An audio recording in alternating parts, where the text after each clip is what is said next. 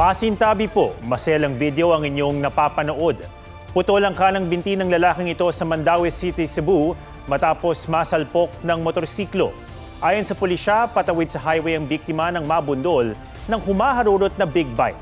Inaalam pa kung may kuha ng CCTV sa lugar ng insidente. Pero bago mangyari ang disgrasya, kita sa CCTV ang big bike na nag-overtake at pumwesto sa kabilang lane. Nagpapagaling sa ospital ang biktima at nakikipag-ugnay na raw sa kanya ang rider. Minartilyo sa ulo at itinago pa ang mga labi ng isang ina at ang kanyang pastit na anak sa Valenzuela. Sospek ang kaibigan ng padre de pamilya. May report si Emil Sumangil. Nakataklob ng kumot at may busal sa bibig ang nanay na si Janice Joy Castro. Ang anak niyang 6 na taong gulang na si Jare Aizavon Jerome nasa ilalim ng kama. Patay na natagpuan ng mag-ina sa kanilang bahay sa Barangay Balangkas, Valenzuela. At batay sa autopsy, parehong basag ang bungo nila. Pinalurang martilyo. Sobrang hirap ang inabot ng anak ko eh. Nung makita ko yung anak ko, sabi ko, bakit ka nahandyan? Pagtingin ko naman dito, yun namang apo ko. Suspect ang isang Michael Francisco. Kaibigan siya ng nakakulong ngayong mister ni Janice Joy. Ilang beses pang nakuhanan sa CCTV sa lugar ang suspect na nakabuntot sa mga biktima. Nagpalit pa siya ng damit matapos umanong makalabas sa bahay ng mga biktima. Yung asawa ng biktima, barkada yung suspect natin. Which is yung asawa ng biktima nakakulong. Anong posibleng palagay ninyong dapat ding imbestigahan ng pulis dito na motibo ho dyan ho sa krimen? Sa drugs po. Tinutugis pa ang suspect pero kinasuhan na siya ng 2 counts ng murder. Emil Sumangil, nagbabalita para sa GMA Integrated News. Timbog sa entrapment operation ng isang radio commentator na tumatakbong mayor ng Talisay City sa Cebu. Estado kayo, walang gagalaw. Ang reklamo ni Talisay City Mayor Gerald Anthony Gullias Jr. Nangikil umano sa kanya ang local broadcaster na si Roger Simafranca at ang kanyang kasama. Hiningan daw siya ng suspect ng 4 na milyong piso kapalit ng pag-atras sa eleksyon at kung hindi ay may isisiwalat daw laban sa alkalde. Itinanggi ni Simafranca ang paratang. Maharap sa reklamong robbery extortion ng broadcaster at ang kanyang kasama. Hindi daw pabor si Pangulong Bongbong Marcos sa pagsusulong ng impeachment laban kay Vice President Sara Duterte. Aksaya lang daw kasi ito ng oras. Pero sabi ng ilang kongresista, nakahanda na sila sa impeachment complaint dahil kailangan managot si Duterte sa kanyang issue ng confidential funds. May report si Chino Gaston. Yung ganyang kriminal na pagtatangka ay hindi dapat pinapalampas. Yan ay aking papalagan. Nitong Lunes, matapang ang pahayag ni Pangulong Bongbong Marcos kaugnay ng umano'y banta ni Vice President Sara Duterte sa kanyang buhay. Pero sa kabila ng mga isyong ipinupukol sa kanyang bise, sabi ng Pangulo hindi raw siya pabor sa pagsusulong ng impeachment complaint laban kay Duterte. This does not make any difference to even one single Filipino life. So why waste time on it? Sinabi yan ng Pangulo kasunod ng nag-leak daw niyang text message sa hindi tukoy na umano'y mga lider ng Kongreso. Kinumpirma ng Pangulo na totoo ang mensahe kung saan sinabi niyang kung isasaalang-alang ang lahat ng bagay, hindi importante si VP Sara. Yes, because that's really my opinion. What will happen to if somebody files an impeachment? It will tie down the House, it will tie down the Senate, it will just take up all the time and for what? For nothing. For nothing. None of this will help improve a single Filipino life. As far as I'm concerned, it's a storm in a teacup. At kung para kay Duterte, umabot na raw sa point of no return ang relasyon nilang dalawa, para naman sa Pangulo, Never say never. Para sa Makabayan Bloc sa Kongreso, pagpapakita ng weak leadership o mahinang pamumuno ang pahayag ng Pangulo. Nakahanda na raw sila para sa impeachment dahil kailangan daw managot ng Vice President sa usapin ng confidential funds at iba pang anomalya sa OVP at DepEd. Di raw dapat diktahan ng Malacanang kung paano gagawin ng Kongreso ang mandato nito para mapanagot ang mga tiwaling opisyal. No comment naman sa ngayon ang Malacanang sa sinabi ng Makabayan Bloc. Para naman sa ilang leader ng Kamara, wala sa agenda nila ang impeachment proceedings. Sa pagpunta ng Pangulo sa Camp General Guillermo Nakar, bahagi ng mensahe niya sa mga sundalo. Huwag kayong nalililang sa mga nangyayari. Let's stay focused. Pag nadidistract tayo, at sabi ko, paano na ito? Ay, madali ang sagot dyan. Ano ba mission ko? Yun ang tutuparin ko. Kasunod yan ng pag-question ni dating Pangulong Rodrigo Duterte sa patuloy na suporta ng militar kay Marcos. Chino Gaston nagbabalita para sa GMA Integrated News. Gustong malaman ni Vice President Sara Duterte ang mga itatanong sa kanya ng NBI. Bago ra siya humarap dito. Kanina, no-show siya sa investigasyon ng NBI dahil may importante raw siyang asikasuhin kaugnay ng pagdinig sa Kamara. May report si John Consulta. Bit-bit ng isang sulat, dumating ang abogado ni Vice President Sara Duterte sa tanggapan ng NBI sa Pasay. Ngayong araw sana ang investigasyon kaugnay sa mga banta ng bise laban kina Pangulong Marcos, First Lady Liza Marcos at House Speaker Martin Romualdez. Pero nakasaad sa liham na hindi makakapunta si Duterte dahil may mahalaga siyang aasikasuhin, bunsod na nagpapatuloy ng pagdinig ng Kamara sa paggamit ng pondo ng OVP at DepEd.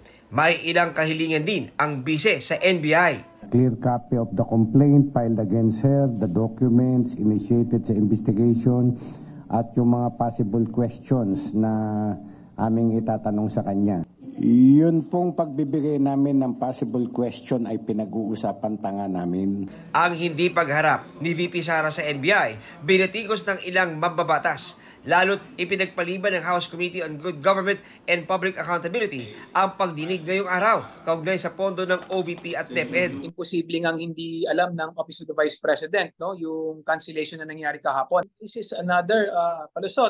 Dito natin nakikita na pag ikaw ba makapangyarihan at mayaman, hindi ka na kailangang humarap. Yung pagka-cancel ng House yesterday came in late daw. Late na yan na natanggap. So she is not ready for the NBI investigation.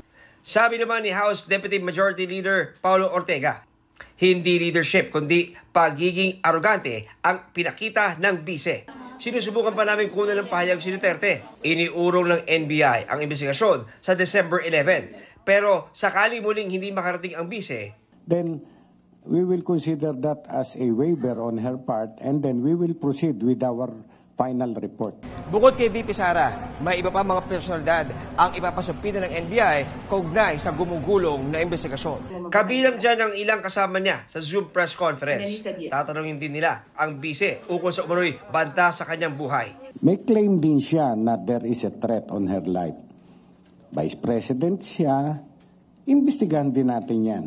Sa isang video message, nagpasalamat si Duterte sa mga individual na tumutulong sa mga tauhan ng OVP na apektado ng anyay krisis sa kanyang tanggapan. We assure the Filipino people that even in times of crisis and without resources, we shall stand tall, strong, and resilient in our service to the Filipino people. We will not break. John Consulta, nagbabalita para sa GMA Integrated News. Kumpiskado ng NBI ang iba't ibang mga smuggled at peking produkto sa isang warehouse sa Plaridel, Bulacan.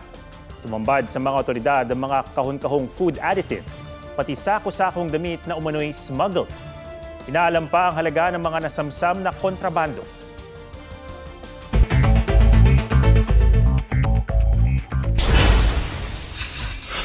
Dental care services sakop na ng healthcare benefit packages ng PhilHealth. Kabilang sa mga serbisyong oral screening, dental prophylaxis, fluoride varnish application, emergency tooth extractions at consultations. Sa ilalim nito, makakatanggap ang bawat miyembro ng 1,000 pesos oral health benefit kada taon. 42 pesos per kilo na bigas, posible raw bago ang katapusan ng taon. Dahil yan sa Rice for All program ng Department of Agriculture kung saan direktang kumukuha ang gobyerno sa mga importer at trader. Wala pang petsa kung kailan at kung saan mabibili ang mas murang bigas. Darlene Kai, nagbabalita para sa GMA Integrated News. Batas na sa Australia ang pagbabawal sa mga edad 15 pababa na gumamit ng social media. Epektibo ang ban sa November 2025. Pero sa Enero, may trial na ng mga paraan ng pagpapatupad nito. Layo ng Social Media Minimum Age Act na mabawasan ang mga insidente ng cyberbullying. Lalabis daw na nakakaapekto sa mental health ng kabataan. Naatasan ng mga social media app na tiyaking masasala ang mga user na dapat edad 16 pataas. Ang mga lalabag may multang hanggang 49.5 million Australian dollars o mahigit 1.9 billion pesos.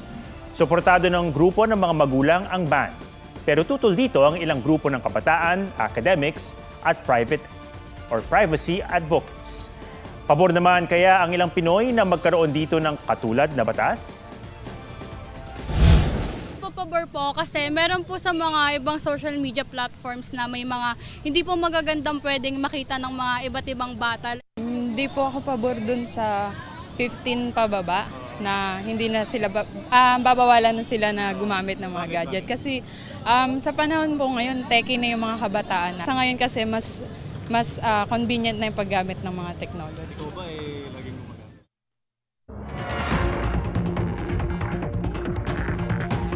Imbis na huminto dahil sa parating na tren, tumawid pa at nanira ng harang sa riles ang truck na ito sa Poland. Huminto ito sa gitna ng railroad crossing. Bumaba ang driver, may sinilip at sumenya sa parating na tren. Pero nabangga na ng tren ng truck. Ito ang sugatan sa insidente. Sa ulat ng local media, sinampahan ng reklamo ang truck driver.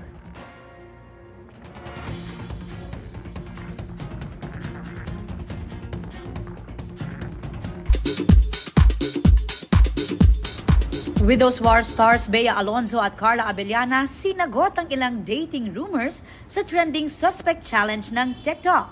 Suspect, tahimik sa set pero maraming suitors. Ay, wala namang suitors. Sana meron, sana marami, diba? Suspect, single daw pero may dinidate. Ha? Hindi totoo?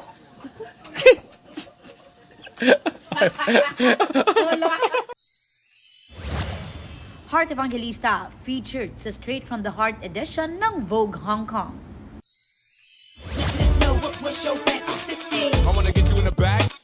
Insane dance moves at bulky physique ni BTSV, bida sa dance video ng South Korean choreographer na si Lee Jung-lee.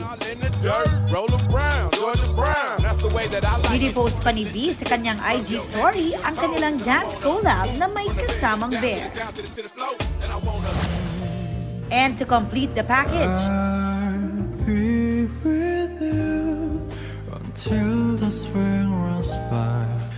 soothing and charming voice ni V, tampok sa bagong jazz single na Winter Ahead, kasama ang South Korean singer na si Park Hyo-shin.